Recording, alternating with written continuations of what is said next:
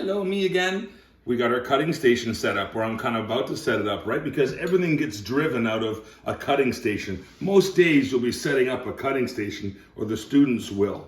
So the chef might say to one of his cooks, set me up a cutting station as part of their setup. You gather these tools, you gather these ingredients, and in they come. And of course, a cutting station we know is a damp cloth, a cutting board, our landing bowl, STC, something to cut, and our chef knife. This is the lock position. This is when I know the student is ready. So I'm gonna whip through this as fast as I can. Watch me work on a potato here, okay? So we wanna make sure our belly is to the board. We want the board right to the edge. We want our damp cloth right to the edge. Awesome.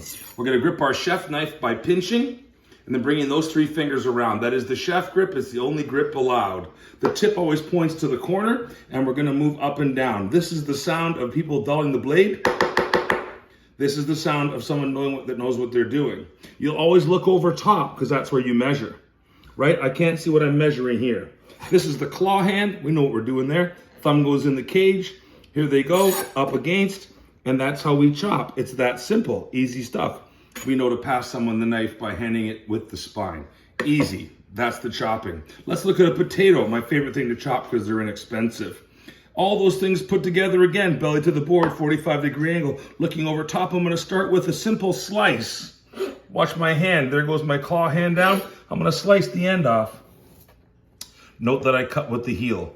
We don't cut up here. That's the sound of you dulling the blade. This is the smooth sound of a professional chef cutting a slice. Easy stuff.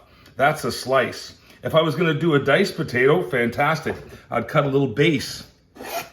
Nice and flat. Then I would look and I'd measure, whoopsie, the width of a dice. By looking over top, I can see the width of a dice. So I've cut with the heel, and I've basically cut it the width of a dice. And then again, I would once again look and say, width of a dice, cutting with the heel, width of a dice. Now it won't be perfect, right? And I go, oh, look at that, the size of a dice, size of a dice. So these are all about the size of a dice you would play a board game with. Now they won't be perfect. Why do they all have to be the same size? Because if you put these 4, that one, and this one in the oven, these will burn, that won't cook, and that will. Everything must be the same size. Chickens, cookies, potatoes, whether it's in the water, the pan, or the oven, or the stovetop, everything has to be the same size. So that's your slice, that's your dice. Right, next look, what we're gonna do is called a julienne. Okay, a julienne, which is a matchstick. I'm gonna look at cutting about the size, the width of a matchstick. And then I'll just do that again. Matchstick, matchstick. And want these to be square. I call them with the kids McDonald's French fries. So maybe a little bit bigger than a matchstick. I didn't do too good of a job there because they're kind of like planks. The students will then have to go and fix them. And then all of a sudden now we have McDonald's French fries. Well, shouldn't we have done that cut the first time? That's the key. It's the first cut. The width of a McDonald's French fry. Once again, the width of a McDonald's French fry makes McDonald's French fries. That is a julienne cut. Then we have fine julienne, which is really thin. And you might do this for maybe carrots or something, maybe a garnish, which is just a thinner version, which is really small. Maybe this is more like a matchstick. So that's fine julienne. Dice, slice, julienne, and then the last one is mince. And we can simply take one of our French fries. This is great for teaching kids fine knife work, and have them work with the very end of the heel.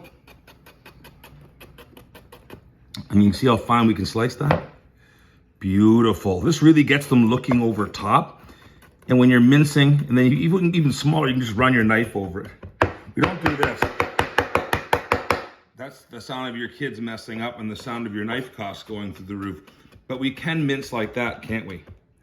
Mince, fine julienne, dice, and slice. There's the 5 basic cuts.